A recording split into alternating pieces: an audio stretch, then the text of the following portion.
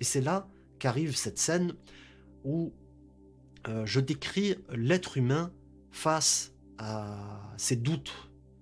L'être humain qui se bat contre lui-même. Et souvent, c'est un combat qu'on se doit de mener. Heu Au-delà même du regard des autres.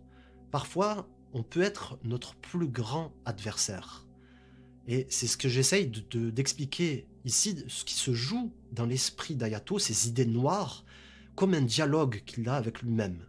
La honte. C'est quoi cette façon de courir?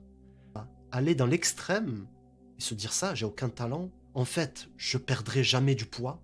C'est comme ça qu'il conclut. Ce sont 2 idées qui détruisent sa motivation et ça arrive, hein, je vous avoue que même moi, ça m'arrive parfois en écrivant.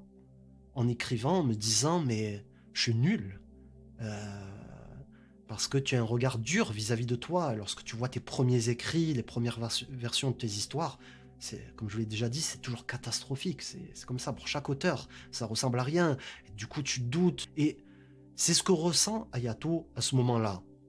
Donc vous savez, heu, en arabe, on a un mot qui vient décrire ça, c'est le nafs. C'est un côté de soi qui va nous pousser à la fainéantise, au fait de rester dans sa zone de confort, qui a toujours resté pareil et à apprécier la facilité. Voilà, c'est ça le nafs, ça peut être, c'est un ennemi pour l'être humain et c'est un petit peu ce que j'ai voulu décrire dans ce passage-là. Mais pourtant, il va se produire quelque chose. Alors que Hayato est à terre et qu'il est trempé, heu, la pluie continue sans relâche. Il resta collé au sol, immobile, à la limite de l'agonie, en reprenant péniblement sa respiration. Et il s'interroge: «Pourquoi suis-je né dans un corps pareil? Est-ce que c'est une malédiction?» Donc il rentre même dans le fatalisme. «Je devrais peut-être et au moment où il en vient à se dire la chose, je devrais abandonner, un bruit vient interrompre son raisonnement, c'est l'inconnu qui fait son apparition